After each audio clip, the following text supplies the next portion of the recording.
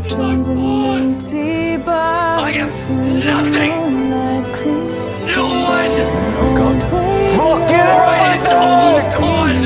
I'm in the dark here! Forgive me for not going home. You understand? To have a good night's rest. I'm in the dark!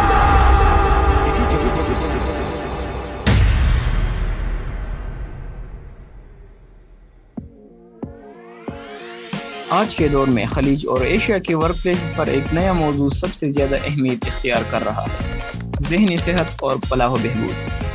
دباؤ، تھکن اور کام کا تناؤ اب چھپے ہوئے مسائل نہیں رہے، بلکہ انہیں براہ راست پیداوار، کارکردگی، حفاظت اور کامیابی پر اثر انداز ہونے والے عوامل مانا جا رہا ہے۔ کووڈ کے بعد ذہنی صحت کے حوالے سے آگاہی زیادہ بڑھ گئی ہے۔ انٹرنیشنل لیبل آرگنائزیشن اور قومی اور ایسج پالیسیاں، جیسے کہ پاکستان کی پالیسی جس میں خواتین کے لیے خصوصی سپورٹ شامل ہے، انہوں نے ذہنی صحت کو ایک باقاعدہ ایجنڈا بنا دیا ہے۔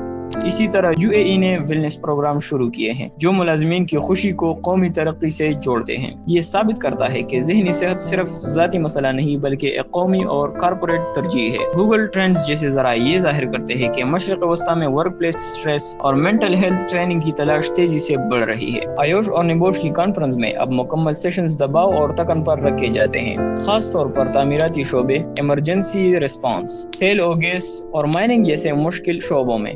تحقیق یہ بھی بتاتی ہے کہ زیادہ دباؤ کا شکار ملازمین حادثات، غیر حاضری اور کم پیداواری کارکردگی کے زیادہ امکانات رکھتے ہیں۔ عالمی ادارہ صحت کے مطابق ڈپریشن اور انگزائٹی کی وجہ سے دنیا کی معیشت کو سالانہ $1 ٹریلین سے زیادہ کا نقصان ہوتا ہے۔ دبئی میں کمپنیاں امپلائی اسسٹنس پروگرام متعارف کر رہی ہیں جو کاؤنسلنگ اور خفیہ سپورٹ فراہم کرتی ہے۔ سعودی عرب میں ادارے مینیجرز کو تربیت دے رہے ہیں تاکہ وہ ٹیموں میں دباؤ کی ابتدائی علامات پہچان سکیں۔ پاکستان میں بھی اب نفسیاتی خطرات کو جسمانی حادثات کے برابر اہمیت دی جا رہی ہے۔ یہ مثالیں بتاتی ہے کہ خطے میں ادارے ذہنی صحت کے چیلنجز کا مقابلہ کرنے کے لیے عملی اقدامات کر رہے ہیں۔ رجحان واضح ہے، ادارہ ذہنی صحت کو نظر انداز کرنے کے بجائے اس پر براہ راست توجہ دے رہے ہیں اور مختلف حکمت عملیہ اپنا رہے ہیں، جیسا کہ stress management, workshops, mindfulness training, لچکدار ورک ماڈلز اور ہیلتھ انشورنس جس میں نفسیاتی علاج شامل ہو، جو ذہنی صحت کو بہتر بناتی ہے۔ بہتر ذہنی صحت کا مطلب ہے زیادہ پیداواری، محفوظ ورک پلیسز اور کم ملازمین کا چھوڑ کر جانا، جبکہ ملازمین کے لیے یہ بہتر زندگی کا توازن اور آگے بڑھنے کا موقع ہے۔ ذہنی صحت اب کوئی ثانوی مسئلہ نہیں، یہ ایشیا اور خلیج کے ورک پلیسز کے مستقبل کے لیے بنیادی حیثیت رکھتی ہے۔ سوال یہ ہے، کیا ہم ایسے ادارے بنا رہے ہیں جہاں ملازمین صرف محفوظ ہی نہیں بلکہ ذہنی طور پر مضبوط اور خوش بھی ہیں؟